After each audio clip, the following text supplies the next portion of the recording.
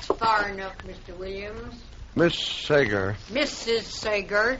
Mrs. Sager. Would you please put that rifle down? I came here without any guns, without any means of force whatsoever. You come here with force. Now, Mrs. Sager... Come here to force me out of my house, off my land. Mrs. Sager, please... Nobody shoves me off of my land, Mr. Williams. Nobody. This land is mine. It's free and clear, every inch of it. I've no doubt... My husband staked this land 25 years ago. He homesteaded it and raised cattle on it every year till he died. Every year till he died, he raised cattle on this land. I have every respect for you. And nobody takes me off this land, Mr. Williams, you or your filthy railroad or anybody else. My husband left me this land, and he said, Libby, this is your land and you keep it. I said, Howard, I swear by everything decent, nobody'll ever take this land away from me. A solemn and a holy oath, Mr. Williams, to a dying man. Mrs. Sager, now, listen to me for just a minute. Well, I know what you're going to say. Just a minute.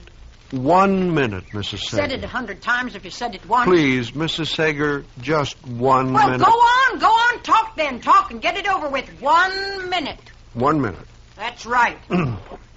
I represent the railroad. I know that. And we have reserved from the United States government a right-of-way of land across the United States for our railroad, Transcontinental Railroad, Mrs. Sager, Transcontinental.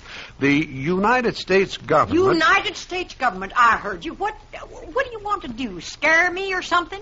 Transcontinental, it's progress, Mrs. Sager. You can't hold back the time. That's what you always say. You can't hold Your back land.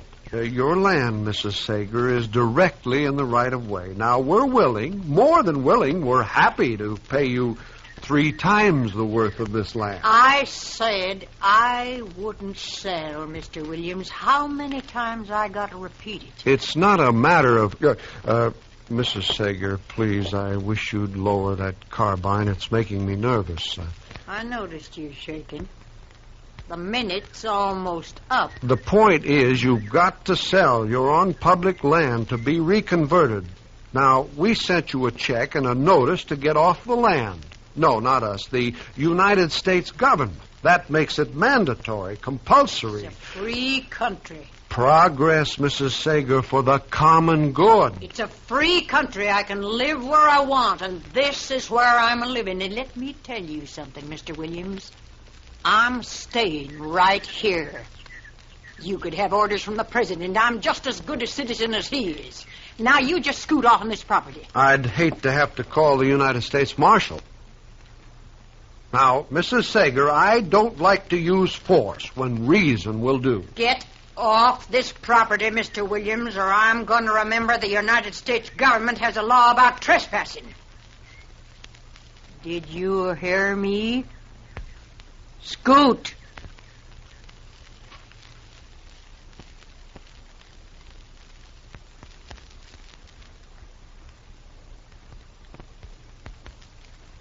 You can't hold back the times. That's what I told her, Marshal. She held that rifle on me every second. It seems funny to you, I suppose. No, I didn't mean to laugh at you, Mr. Williams, but... Well, Libby Sager's quite a woman. I've known her a long time. I knew her husband. Anybody could be married to that. Now, what you've got to understand about Libby is, Mr. Williams, that Libby isn't an ordinary woman. That's sure. No, Libby is... Well, she's kind of like the West. I mean by that, she's got her ways, and her ways are free. And she's hard to tame. Well, I'll tell you this, Marshal. In the railroad business, when we come to a mountain, if we can't go around it, we blast right through it. Yeah, well, I'm not so sure I'd try that with Libby if I were... Marshal, I've tried talking to her. I've sent her letters. I've tried everything. There's no moving. Yeah, I know. But you've got to keep in mind that Libby's lived there for almost a quarter of a century. I've got a job to do. Look, can't you go around her land? Oh, fine. A straight line track for a few 100 miles, then all of a sudden it juts out for a few little acres, and then back to another straight line for another 100 miles. I would break it up a little, wouldn't it? Marshal, I want you to get out there with this order. It's an order to vacate. Every time we send her a check, she sends it right back.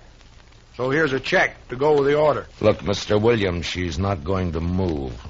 I know that woman, and she's not going to move. That's a United States government order, and you're the United States Marshal. Oh, please, Mr. Williams, don't remind me of my duties. There's some things I don't like about this job. Eviction and seizure. Chester. Yes, sir, Mr. Dillon. Eviction. Federal order. Libby Sager, yes, sir. You weren't listening at the door, were you, Chester? Oh, no, sir. My, absolutely not, Mr. Dillon. It's just I am cursed with wonderful ears. Comes from so many nights out hunting. Why, my whole family got ears. All right, Chester. Mr. Dillon, isn't there some way the railroad can go around that property? I purely hate to see that woman. He's made me a villain when I'm just doing my job. Yeah. All right, Mr. Williams, I guess we all feel a little like that right now. Come on, Chester.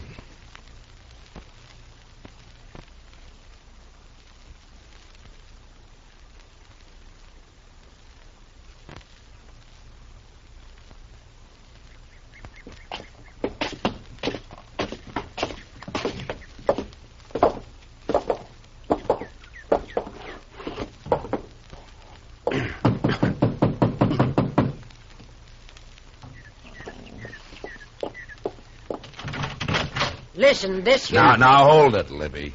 Saw you through the curtains. Well, I saw you peeking. Coward little railroad has to bring the marshal. Mr. Williams I asked had me to, Mrs. Sager. I told you before that... Hot-bellied little railroad had to get the marshal. Now, Libby, I want you to put that carbine down, and I want you to act like a human being. Huh? Don't you start anything with me, that kind of talk. Now, Matt Dillon, I knew you too long for that kind of talk. Libby, what would Howard have said if he could see you standing there holding a carbine on me? You can say what you got to say right here and right now. Just leave my poor dead husband out of this. You think he'd stand in the way of progress the way you are? Progress? That big, loud, steaming, dirty thing a-howling by, black smoke, bringing in the trash from back east? You call that progress? I'll make a deal with you, Libby. You put down your gun, and I'll send Mr. Williams and Chester back to town, huh? I got nothing to say to you, Marshal. Chester? Yes, sir, Mr. Dillon. Here, take my gun, Chester. And this. What are you doing, Mr. Dillon? You took off your star. I'll take it back to the office with you and take Mr. Williams with you, too. Libby and I are going to talk. Yes, sir. Come on, Mr. Williams. You can't hold back the times, Mrs. Sager. Get him off here, boy! You better go, Mr. Williams. I'll see you back in town, Marshal.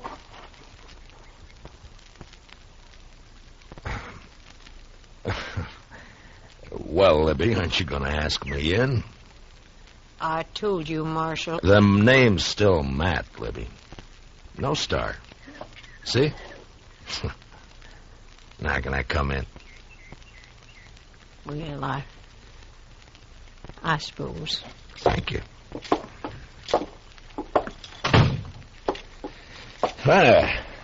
Looks just about the same. Yeah, it's going to stay that way. Nothing's going to come steaming through this sitting room. Sit down, Matt. Libby, I'd give anything not to have to give you this order, but... Here. Well, Howard took me out here to this piece of land. He staked it out here because it had a creek for the cattle and some good grassland. We just got married. Took me out here and stood me right about where you're standing now. And he said, Libby, this is ours. Yours and mine. Uh-huh. He built this place, Matt.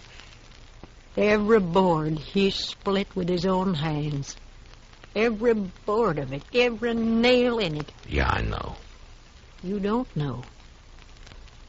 3 days and 3 nights, just the two of us, behind that upsot wagon, caught out there in the attack.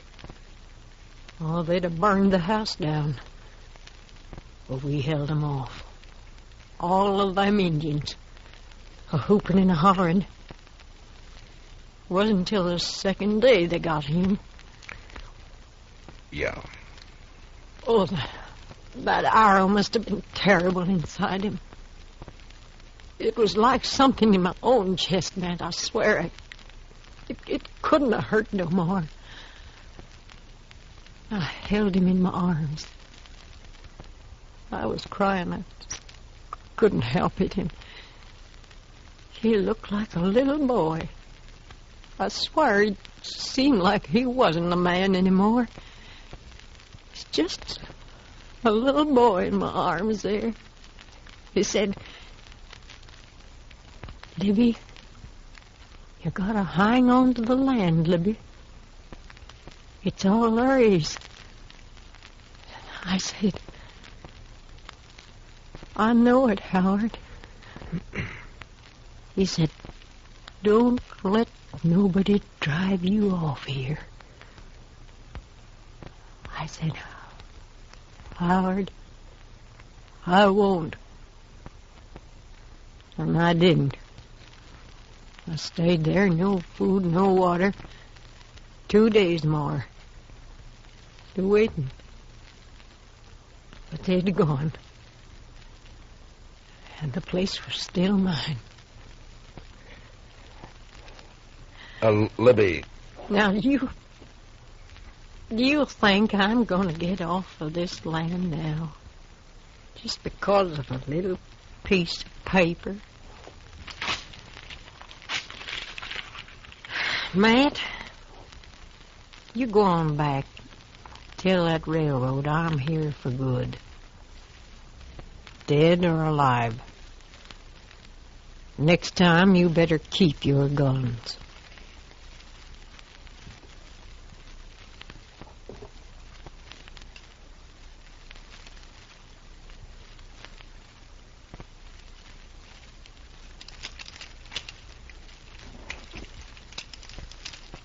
Marshal? What'd she say, Marshal?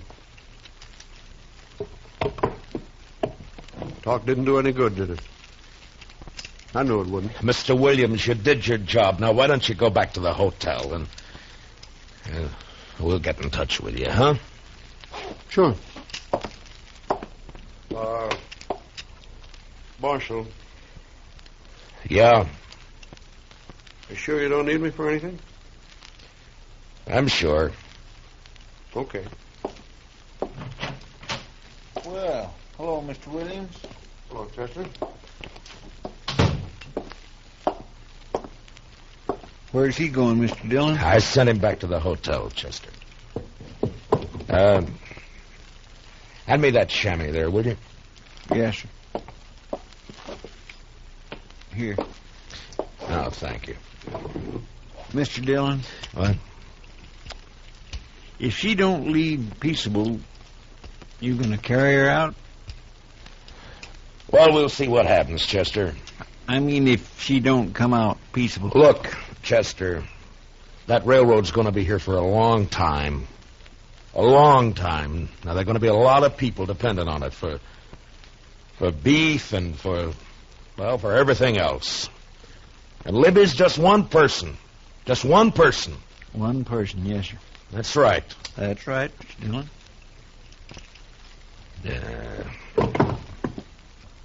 Mr. Dillon, I've never seen you like this before. Chester, I can't do it. All right. You gave her 10 days to give you an answer, Mr. Dillon. And the order come down almost a month ago. You did everything you could. If you asked me, you oughtn't to feel bad. You just got to do it, that's all. Never hurt anybody. Paid all her bills. Now we got to run her off our land. Well, it wasn't nobody's fault that Howard Sager homesteaded on what was going to be a railroad track. Wasn't his fault, nor her fault, nor your fault. Wasn't even the railroad's fault. I know you're right, Chester. You're right. And Mr. Dillon, she'll have enough money she can live anywhere. Yeah. Yeah, sure. Sure. Anywhere except where she really wants to live. Well, Yeah, I know, Chester. Well, it's almost 10:30. We gave her till noon today. I guess we better get packing. Guess we better.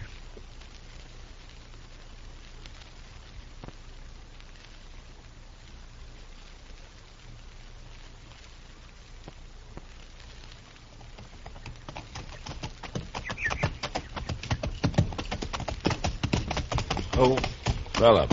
Oh. Well, sir. Here's the gate. Go ahead, Chester. After you, Mr. Dillon.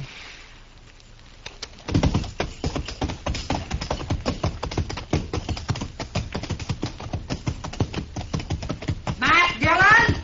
Oh,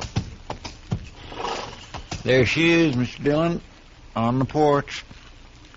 She's got her carbine. yeah, I see her. Get off my property. Libby! Now, we gave you plenty of notice. Get off my property, Marshal, or I'll shoot. Now, you know me, Matt. I don't just talk. Libby, you got your check. Now, why don't you... I'm counting three. You're not starting off this land by the count of three. I'm going to shoot. I swear it, Matt. You're a perfect target now. I'm warning you. Libby, One, why... 2, 3.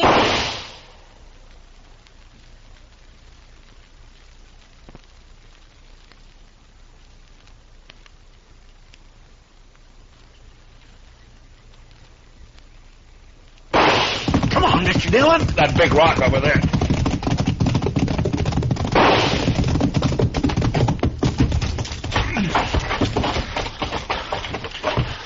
Way over our heads. Yeah, she meant it that way. Makes me feel a little silly running cover from a woman. I got a decent respect for Libby's eye, Chester. Well, what do we do, Mr. Dillon?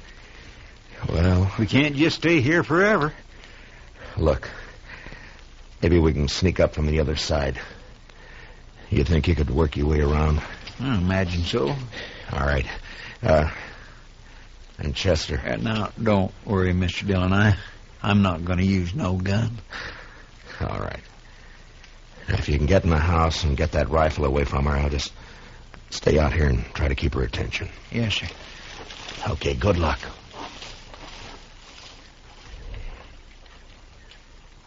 Libby! I'm going to shoot to kill, Matt.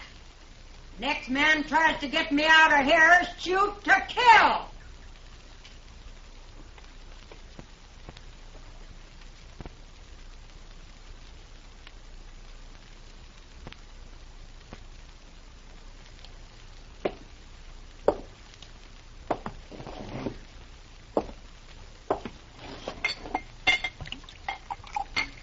Hot.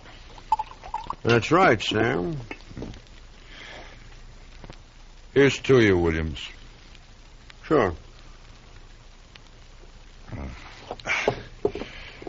I must be getting drunk. Even this stuff tastes good. Sam, I can't help admire that woman. But then I'm always the one to boost the underdog. we got to start construction on the 18th to keep the schedule. You haven't even had a chance to start surveying. One woman standing alone against a whole mess of us. Spikes, crew, rails, It's inspiring. ties all creosoted.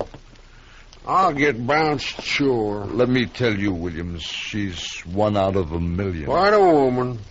Quite a woman. Yeah. I said then and I say right now, nobody takes that woman off her land alive. Nobody. She's got more real stuff in her than you and me put together. You're drunk. hanging on to the last breath. Why, it's wonderful. Woman like that can't hold back the progress of a whole nation. Absolutely not. Nobody can hold back the time. Time and tide wait for no man. If everybody felt like her, there wouldn't be any railroads. There wouldn't be any progress whatsoever. You need a drink. Maybe I do. Sam? I don't think that marshal's doing a thing out there. Minion of the law. Strikes me as sentimental, that marshal. Oh, I don't know. Point is, there's a job to do. I think we ought to go out there and prod him. Well, you said he told you to stay in the hotel room. I know. No, that's what you said. Well, if you want to go down there, it's fine with me, but that's what you told me he said. Well, how does it look, the railroad representative taking the afternoon off at a time like this, huh?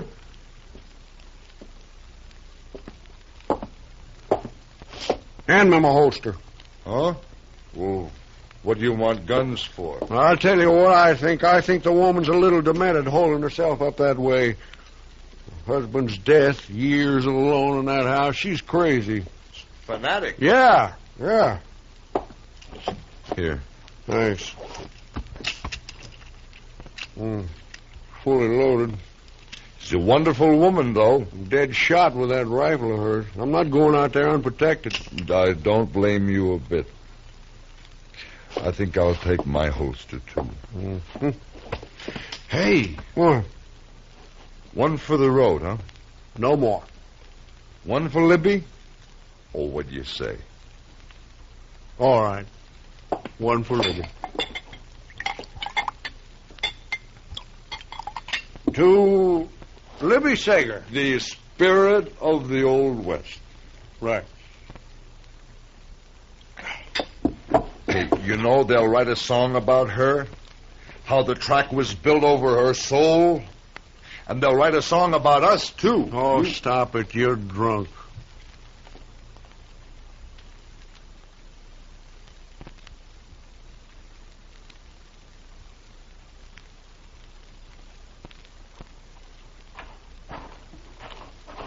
How's it going, Marshal? Didn't I tell you to stay back at the hotel? I brought Sam with me. Thought maybe you could use some help.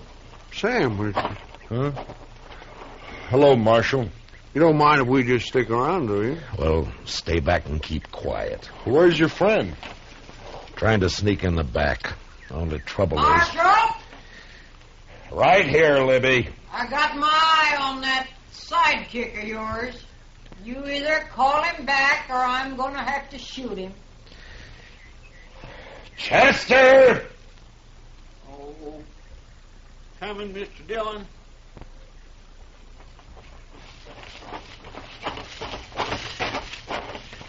I'm sorry, Mr. Dillon. No, it's all right, Chester. It just didn't work, that's all. I declare I can't figure how she spotted me. You don't know how careful Yeah, I was know. walking. Looks like there's only one thing to do. Let's go in after her. Now you're talking. Fine. Now, you two just stay right where you are, and no guns, you understand? Sure. Libby! Libby, we're coming in! Now put your carbine up, Libby. Come on, Marshal, just come on. I'm ready. Now, let's go, Chester, and stay close to the ground. We can weave over to that rock over there, then behind the barn, maybe. Yeah, that's a good idea.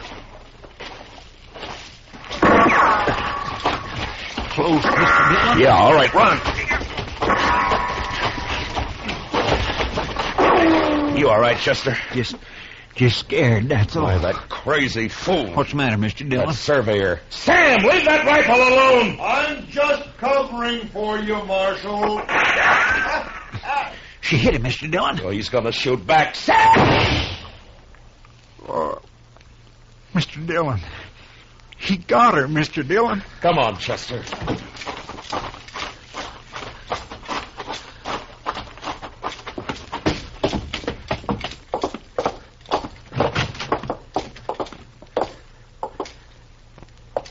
Libby? A good shot, Marshal. It wasn't him, Miss Sager. Lift up her head, Chester. It's better this way. Matt. much better this way. Marshal?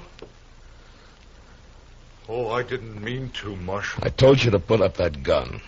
I was trying to cover for you. When she got me in my shoulder, I didn't think. I just... Might. You just lay quiet, Libby. We'll send for the doc. Now you let me be. Say, Matt. Yeah, Libby. Matt, I bet you people don't forget me so easy. They won't, Libby. You know, Matt, I'll bet they'll remember me every time.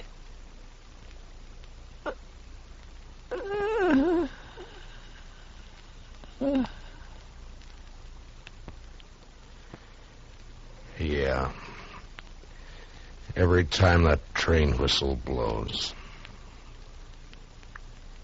My gracious.